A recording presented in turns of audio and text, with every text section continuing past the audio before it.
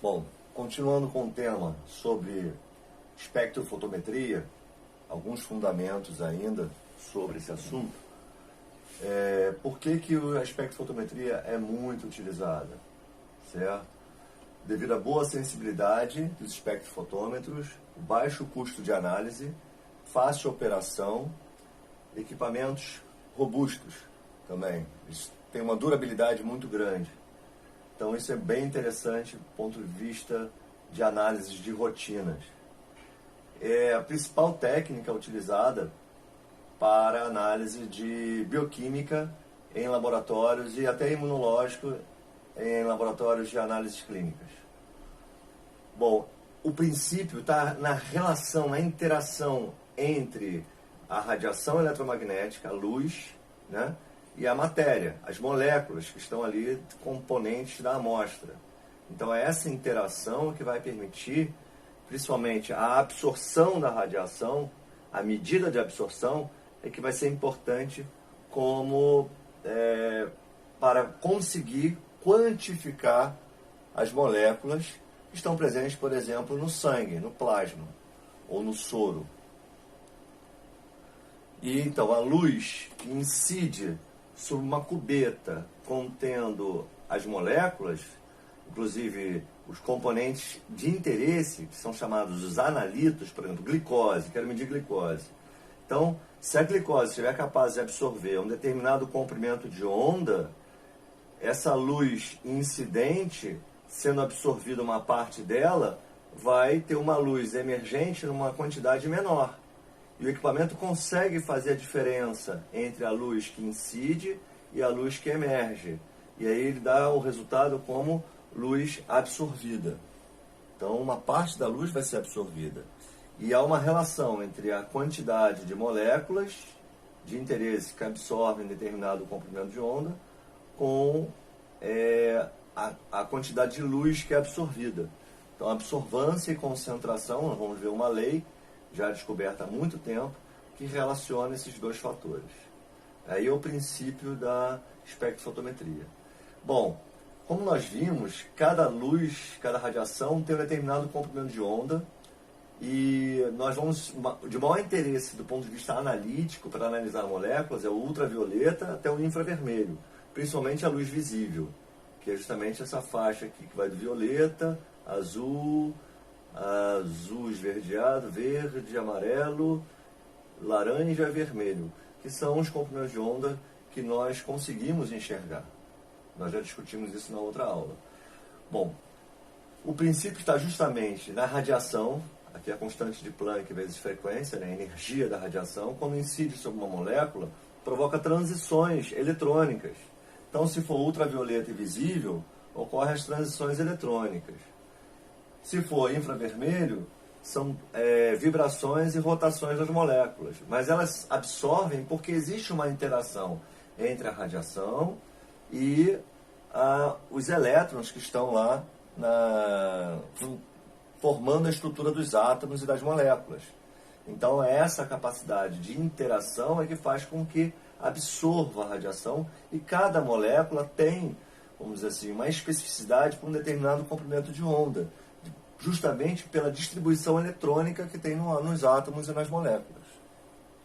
Quando a radiação, então, incide, aqui está um determinado comprimento de onda, lambda, incide, o estado fundamental está aqui do átomo, um elétron pode passar de um subnível para outro, ou até de um nível para o outro, e só fazendo um adendo, quando um outro elétron, que está na outra camada mais adiante, mais energética, mais acima, retorna para ocupar o espaço deixado por esse aqui, que saltou devido à incidência dessa radiação. Então a radiação fez o elétron passar de uma camada mais interna para uma camada mais externa, ou do subnível mais interno para o mais externo. Um outro elétron vem de maior energia que tem nessa camada e vem ocupar o espaço deixado por esse aqui. Quando isso acontece, como aqui tem mais energia do que aqui, ocorre a emissão de uma radiação também. Isso é só para complementar, porque existe a chamada fluorescência, né? Então, isso é o princípio da fluorescência. Mas o que é importante aqui no nosso caso é que a radiação, quando incide, ela provoca uma transição do elétron. quando esses elétrons são capazes de absorver essa radiação. E essa energia é específica para cada distribuição eletrônica que tem nos átomos e moléculas, né? Nos átomos que compõem as moléculas. Então, é essa interação que vai fazer com que haja absorção da radiação. Aqui, no caso do infravermelho, ele provoca tanto rotação das moléculas quanto vibração. E isso faz aquecer. Então, se um micro-ondas que seja, é um outro tipo de, né, radiação, é um micro-ondas, ele conseguir fazer, ele faz agitar as moléculas e isso... Agora, o infravermelho, ele provoca esse fenômeno de agitação, por isso que ele gera calor. Então, o infravermelho está relacionado a ondas até de calor mesmo. Aquela câmera infravermelha, ela detecta o calor, porque é o tipo de radiação específica do infravermelho, que faz justamente a vibração das moléculas. Ele não provoca transição eletrônica, né, de elétrons. E aqui, de novo, fazendo essa síntese, né, por que ocorre o fenômeno da absorção? É que moléculas que apresentam elétrons, que podem ser promovidos a níveis de energia mais elevados, mediante a absorção de energia, essas transições eletrônicas são provocadas por radiação ultravioleta e visível, enquanto que rotação e vibração das moléculas são realizados por radiação infravermelho, que aí consegue, né, as moléculas conseguem absorver a radiação e vibrar e rodar. Bom, o que vem a ser cor transmitida, cor absorvida, o que vem a ser cor complementar? Isso é muito importante para o princípio aqui que nós estamos vendo. Se nós enxergamos a cor transmitida, é o que nós enxergamos. Se nós enxergamos uma cor amarelo, quer dizer que o que está sendo absorvido por aquele composto, vamos dizer assim, se é uma solução amarela, é o violeta azul. Se eu pegar, por exemplo, essa solução, ela é verde, tá certo? A cor transmitida aqui é o verde. Então, qual deve ser a principal radiação absorvida? Deve ser o púrpura, né? O equivalente ao púrpura, que é de 680 a 780 nanômetros. E essa é a radiação que deve estar sendo absorvida para que essa solução fique verde. Mas isso aqui antes era amarelo e azul. Então, se a cor fosse amarelo, o que estaria sendo absorvido seria entre 400 e 420 e 440 nanômetros. Seria o equivalente ao violeta azul. Se essa cor fosse azul, né, que eu misturei aqui o amarelo com o azul. Se essa cor fosse azul, o que estaria sendo absorvido aqui seria o equivalente ao laranja, que é entre 580 e 620. No laboratório, nós vamos fazer um experimento. Vamos pegar algumas soluções com cores diferentes, e vamos ver qual é o principal valor de absorvância, qual é a principal radiação que é absorvida, o máximo de absorvância de um determinado comprimento de onda para cada cor. Então, se for uma cor azul, deve estar na faixa de radiação que vai ser absorvida entre 580 e 620 nanômetros. Tá? Então, nós vamos ver que vai ficar nessa faixa a radiação, o comprimento de onda, que é melhor absorvido quando a solução tiver uma cor azul. Quando a solução tiver uma cor púrpura, provavelmente deve ser entre 500 e 520. Violeta, entre 520 e 550.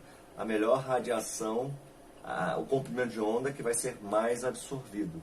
Então, esse princípio da cor complementar, da cor transmitida e absorvida, é muito importante. Isso está relacionado justamente, quando apresenta essas cores, à distribuição eletrônica das moléculas, ter capacidade de absorver determinados comprimentos de onda.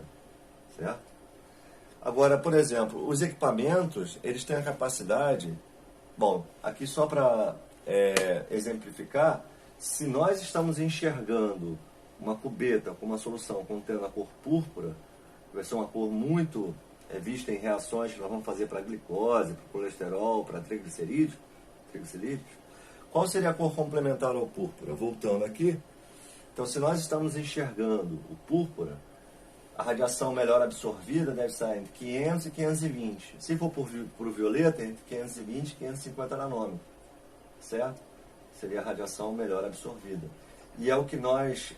então, o que está sendo mais absorvido está nessa faixa. Então, se você olhar aqui pelo esquema, o que está sendo mais absorvida entre o verde e o amarelo. A radiação incidente está aqui, ó. Essa aqui é a luz branca, composta por todos aqueles componentes do que nós vemos, as cores do arco-íris. Porém, uma parte da radiação é melhor absorvida quando a solução tem essa cor púrpura. Qual é? Seriam as faixas de comprimento de onda entre o verde e o amarelo aqui. Então, a luz incidente está nessa intensidade e caiu para essa porque grande parte foi absorvida por moléculas que estão aqui, essas bolinhas aqui, no caso com a cor púrpura. Bom, então o aparelho ele vai detectar essa diferença entre o incidente e o transmitido, ou seja, quanto foi absorvido de radiação. Ok? E o que nós estamos enxergando, o que chega a nós, seriam os outros comprimentos de onda que vão dar essa coloração aqui púrpura. Um aparelho ele é mais ou menos dessa forma, o espectrofotômetro. Tem uma luz branca, né? Ainda usam muito de tungstênio, que é meio amarelada, mas é como se fosse a luz branca. Tem uma parte chamada monocromador, porque ele vai separar os comprimentos de onda, aquelas cores do arco-íris, vai separar os comprimentos de onda. Vai ter uma fenda, então você vai ter um seletor, ou aparelho, se for mais digital, você vai estabelecer qual o comprimento de onda que você quer. Então nós vamos selecionar um determinado comprimento de onda e a cubeta contendo as moléculas, que tem que ser uma solução verdadeira, não pode ter partículas em suspensão. E aí as moléculas que têm maior capacidade de absorver o verde vão absorver. Essa luz tem que ser selecionada previamente, então você tem que estudar para aquela solução de interesse qual é o melhor comprimento de onda, qual é o melhor posicionamento aqui da fenda, certo? Ou a inclinação disso aqui para passar pela fenda, para poder justamente você ter a seleção do comprimento de onda de interesse. Por isso tem que saber, anteriormente, fazer um estudo de um espectro de absorção. Porque se você trabalhar com um comprimento de onda que não é complementar, não adianta, não vai absorver praticamente nada. Tem que ser o comprimento de onda onde as suas moléculas de interesse têm a máxima absorvância, para você conseguir justamente fazer a diferença entre o incidente e o que é transmitido. Olha, bem mais intenso, menos intenso, então tem uma parte que foi absorvida, o aparelho consegue detectar essa diferença e registrar aqui a diferença. Só lembrando que esse equipamento ele tem um monocromador que está selecionando aqui como se fosse aquele disco de CD que eu mostrei para vocês. Fizeram a experiência do CD, né, para separar os comprimentos de onda? Então, só que tem equipamentos que tem tipo um filtro. O filtro é um filtro que contém desse tipo aqui, ó, assim, ó. Aqui é a solução que eu estou usando como filtro, tá vendo? Aquele filtro é só o verde.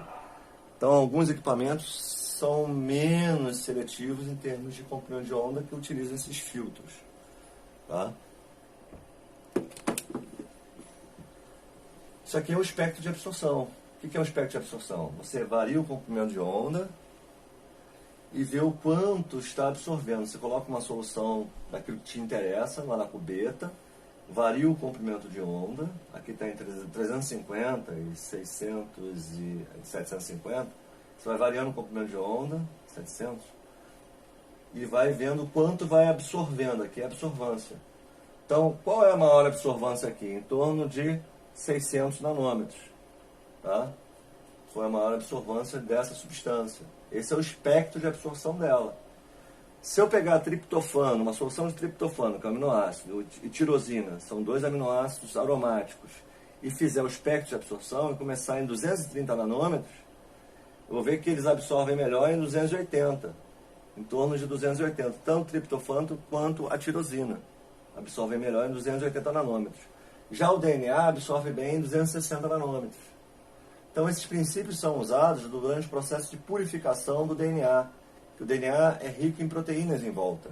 Então a relação entre a absorção de 260 e 280 nanômetros é utilizado para ver se eu estou removendo proteínas, já que são aminoácidos, tem a capacidade de absorver em 280. Então a absorção em 280, à medida que eu vou purificando o DNA, removendo as proteínas ligadas ao DNA, a absorção em 280, a absorvância em 280 nanômetros vai diminuindo.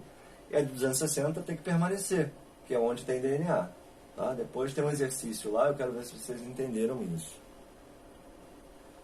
Aqui é um exercício mais difícil um pouco, eu devo continuar na próxima aula, eu tenho 5 compostos diferentes, tá? E aí tem um espectro de absorção de cada um deles. Então, na próxima sessão, eu vou explicar esse gráfico com 5 compostos diferentes. Claro que cada um tem que ser feito separadamente, o espectro de absorção de cada um deles.